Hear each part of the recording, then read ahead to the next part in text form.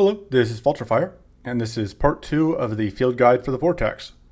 So the last video, the first part, was just a quick overview. This video is part 2, and I will be covering the Manic Presence weather that is active in all of the Vortex fights. So this weather only appears during Vortex fights and in a couple fights during the Outside Influence quest. It cannot show up normally in other areas.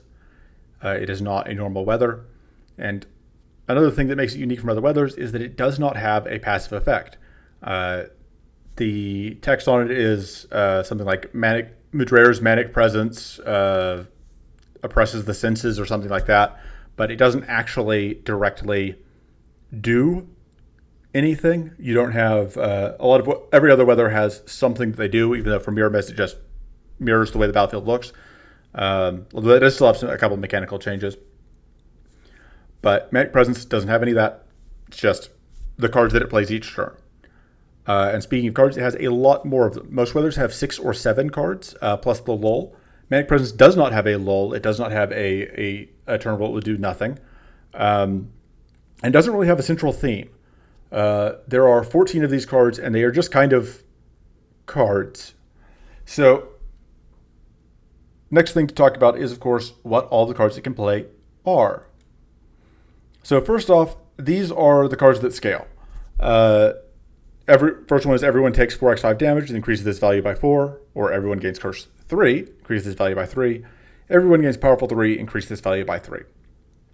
So each of these have an increase line, but it is very unlikely that will matter because, like I said, Manic Presence has 14 cards it can play, which means it won't repeat a card until turn 15. And with only 3 out of the 14 cards here, it may not be until it could be as late as turn 26 before it repeats. It will most likely be before turn 26 it will repeat, but it will be still not too far in. And all of these effects are things that, if you are on turn 20 of a Vortex fight, everyone gaining Curse 6 is not likely to matter. Everyone gaining Powerful 6, not likely to matter. So you can largely ignore the scaling here. Of these, the important thing here is there's a little bit of Curse here, but that first time through, that's not a huge deal. That's 6 damage turn, which again, kind of nothing in Area 4 terms. That 4x5 damage can be annoying, especially if you're trying to stack up evasion. The other thing is it can kill all of your summon. If you have sprites, it will kill your sprites, which is annoying. One thing that can be nice is that 4x5 can also eat up your shock, and 4x5 is one of the weaker base damage hits that you can take in Area 4. So if that eats a shock, you're pretty happy. But it's hard to prepare for any of these because, again, it has so many cards. So here's some other things that are kind of symmetrical. They're just everyone something. So first one is everyone gets Fortress 4 and Frail 4. This is really nice because you probably have ways to overcome Fortress on enemies, but that extra 40% damage reduction, even if it is going to decrease over time, will help. And if Endurance is active, it is very easy to stack. If you have any ways to gain Fortress on your own, which would be if you have a Void Hardened Skin or 2, and then between that and the Endurance Epic, it can be pretty easy to actually maintain 5 to 6 ranks of Fortress, which is a huge damage reduction. And then the Frail is annoying, but not a huge deal. Next one, everyone gains Weak 2 and Enfeebled 2. This can be a mixed bag. So Enfeebled halves the effectiveness of damage modifiers, which means that technically Weak and Enfeebled is less of a damage reduction than Weak on its own would be if you didn't have anything else affecting your damage. Because Weak is minus 25%, and then Enfeebled halves that, so it'll be minus 12.5%. But if you were previously at plus 80%, then obviously having that is pretty bad, even if the effectiveness of Weak is also halved. This one is largely, the biggest annoyance with this is if you're fighting enemies that also do Enfeebled, or if you're fighting, what's the thing? If you're fighting one of the weathers, one of the idols that can do Enfeebled, this can lead to you just being kind of enfeebled for the whole fight, which can be really annoying if you're trying to rely on Spell Weave or Powerful stacking in order to get a lot of your winning out, your damage out. When people said damage also affects status. It affects both modifiers. So it'll affect like Crystallize on and White Flame and all that. Everything that would increase your damage or status is halved, except for critical. Speaking of critical, the last one here is everyone gains Marksman 1 and Critical 3. This is the card that kills you sometimes. It can be very good for the player. Marksman means the next damaging card played is guaranteed. I think it's actually spells and strikes for players and anything for enemies. But it will be guaranteed to do critical hits, and then, or plus 100% critical chance, more specifically. And then critical is a plus 50% chance, which, because of how having more than 100% critical chance works, this means that enemies will be doing a double damage crit on their next attack. Having a way to get Arcane is very, very useful for dealing with this card specifically. If an enemy is able to pick up Marksman, your best bet, if you cannot detonate it, is to hope they have like opportunists and you can trip the opportunist attack, or that you can find somebody to evade. Because letting an enemy take a Marksman turn in area 4, that can easily be just instantly you are dead. That can easily be hundreds of damage. So try to avoid letting them get that actual attack out. Of course, this can also be useful for you, but if you aren't playing around Marksman, you probably don't necessarily have a single big hit that you can play, especially because it will be at the start of your turn. And so that means that if you have like smaller hits that you normally play to build up, you may not be able to get full value out of the Marksman. But still, can be nice. So the next ones are, so all the previous ones were just everyone gets the same thing.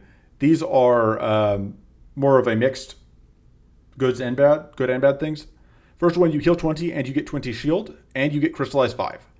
Crystallize 5 is unfortunate. That is 20% extra damage and status taken. You'll want to cleanse it off if you can, but the heal and the shield can be nice.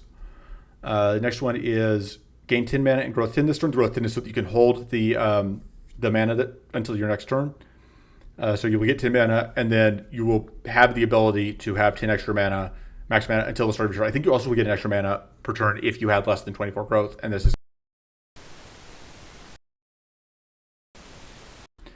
However, it does also give opportunists to all enemies. This is not temporary opportunists, which means if there's one enemy, you will have 3 turns, assuming you can't afford to strip opportunists. You'll have 3 turns where they will have opportunists, which can be very annoying.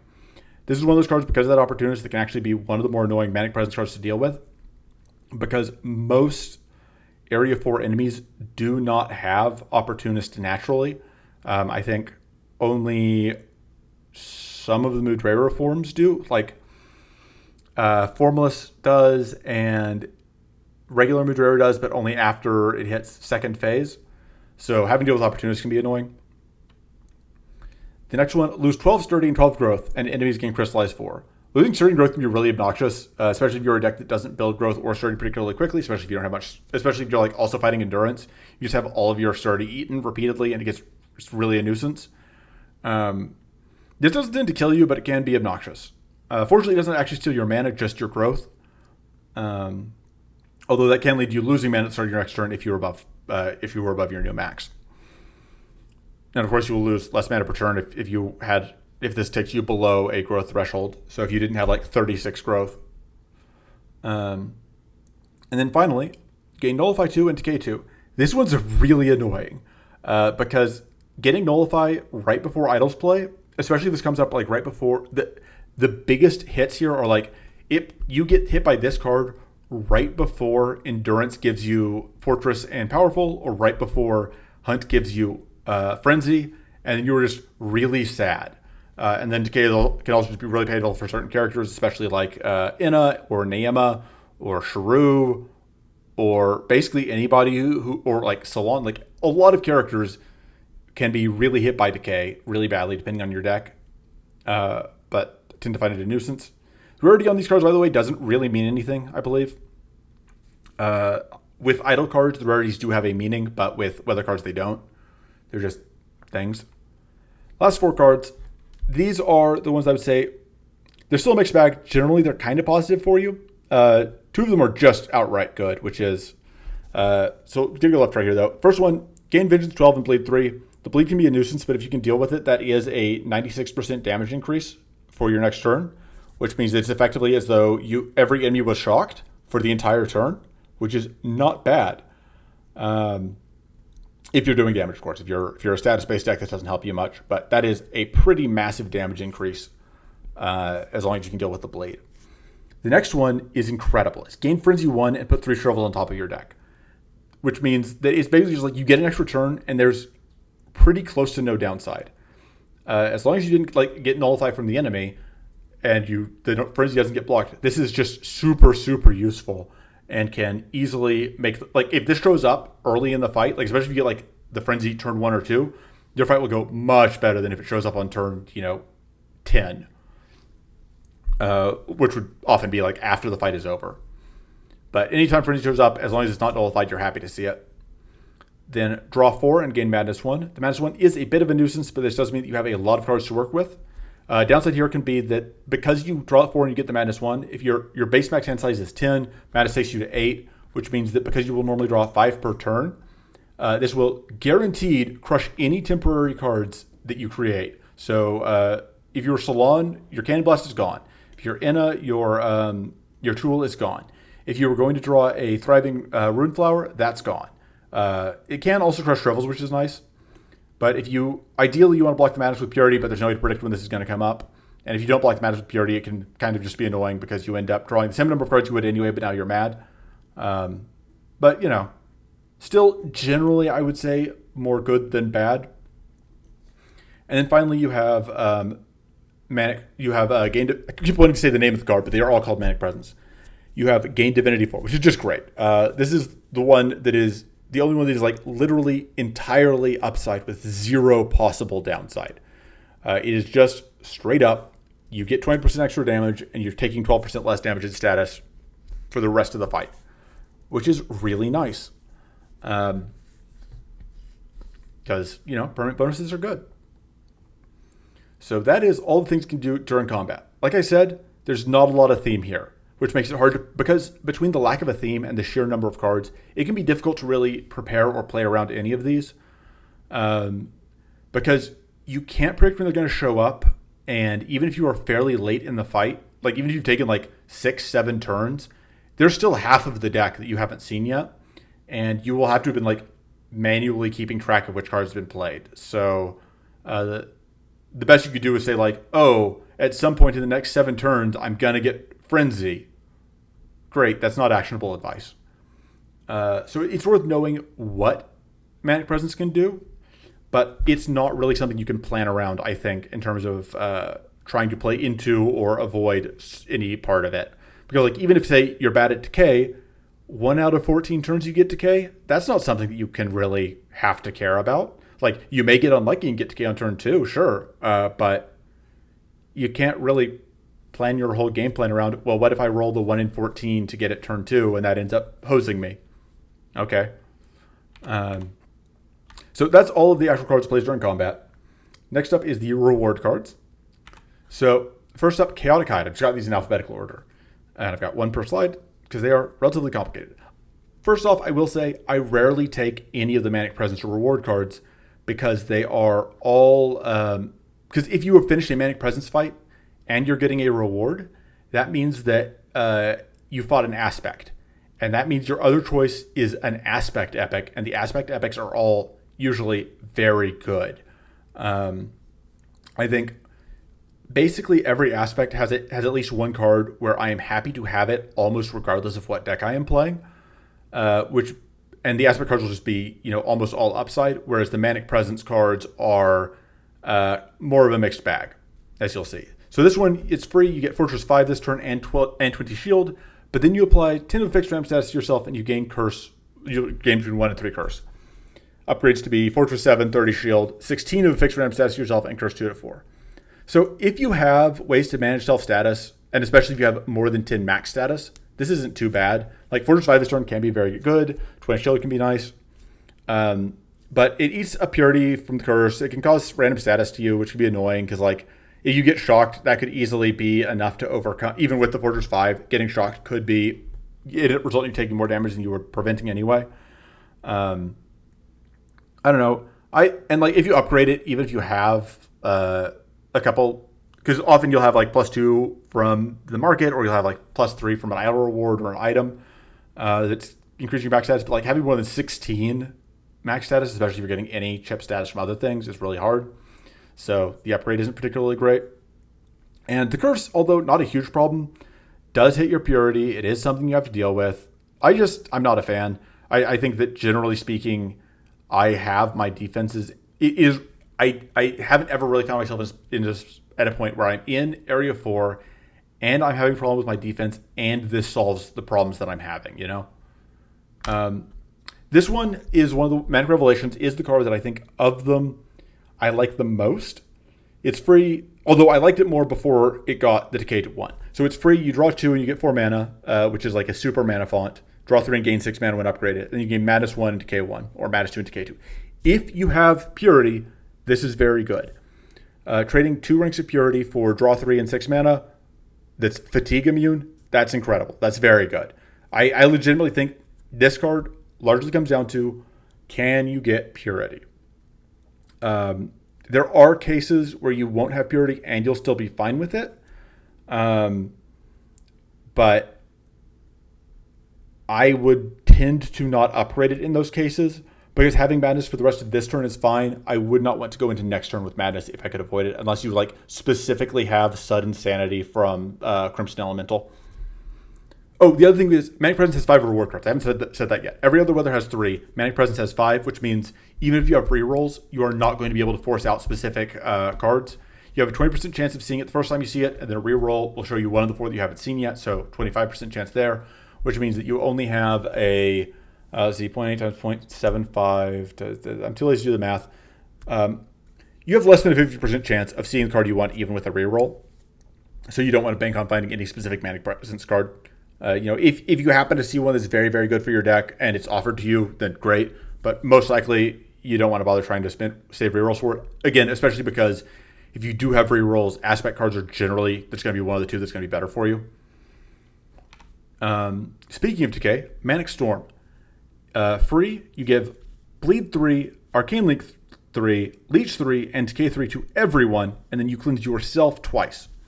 So the big thing here, and then the upgrade is 5 ranks of everything, but you still only cleanse yourself twice.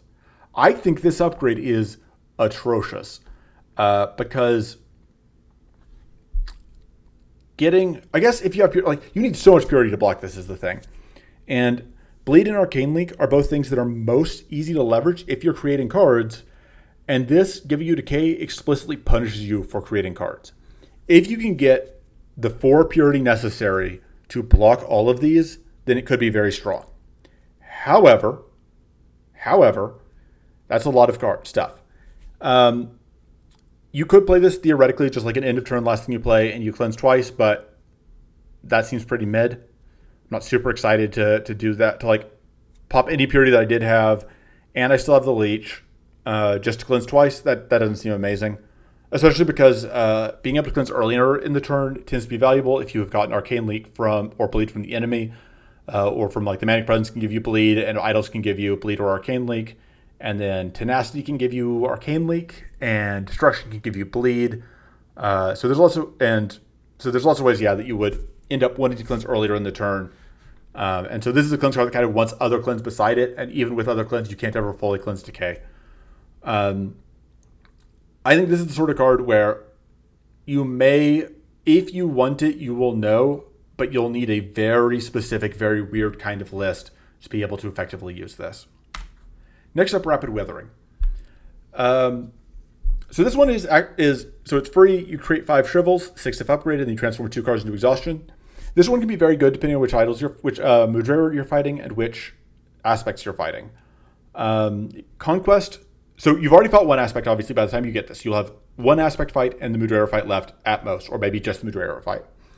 Of the aspects, I think the only one that creates trash, the only ones that create trash, Destruction and Dread. Dread does it on turn 4, and Destruction does it on very regularly. So if you're fighting those, you may want this, although Dread takes a while to set up trash, so maybe not. But if you're fighting Idols, this can also be good because Idols can create a lot of trash cards. And worst case scenario, if you do have the heal, this can be a lot of draw. Downsides, this is obviously atrocious into decay. If you play this while you are decayed, you will take a lot of damage. In in case you weren't clear on like why you would want to do this at all, transforming 2 cards into exhaustion means you can get rid of cards. Shrivels are card draw, so you can like play this, you get rid of 2 trash cards that you're already holding, and then you can play all the shrivels to draw a bunch of cards. That's nice. It does cost you a lot of health to draw all those cards, but that can be fine. But yeah, this is a card that I think I tend to undervalue. I don't think I've taken this card more than like once or twice, but it seems reasonable. Obviously, it is free, but it kind of costs 2 mana if you don't want to just be sitting on 2 exhaustions. It does always take a lot of hand space to use effectively. You do need heal to counteract it, but it's fine. It's pretty good in the right situation. I still think I like the draw more from the one we talked about earlier, but it's fine. Last up, Manic Presence. Manic Presence is the name of the weather effect. Surge of Mania is the name of the card. Free, you get powerful 4 and you lose 10 health. Upgrades to powerful 6 and lose 18 health. If you have healing, this can be pretty good. Because as long as if you're fighting like hunger and you can count on picking up lifesteal from hunger, that can also be great. Obviously, this is good for Drophus, but that is quite a lot of powerful. And if you are playing a deck where the 10 health doesn't matter, that's just a whole lot of powerful for 0 mana. Like if you're playing like the Gather Power deck and you have Vindictive Aura or whatever, or even just the Lifesteal Hungering Focus from Beyblade or Hatchling, I could easily see, or if you have All Devouring Hunger from Beylator, I could easily see you take this, you cut like a Gather Power or whatever your other powerful source is, and you're just happy. So this is another one where like I have taken to use Surge of Mania. Again, not always great relative to the aspect cards, but it can do good work. And being free is obviously useful. So that is Manic Presence in more words than was probably necessary. That's it for today. There will be in the description of this video, there is a link to the playlist that has all of the parts of the field guide. I'm releasing one per day. Next part will be the first of the aspects, the aspect of avarice. So look forward to that. Until then, toodles.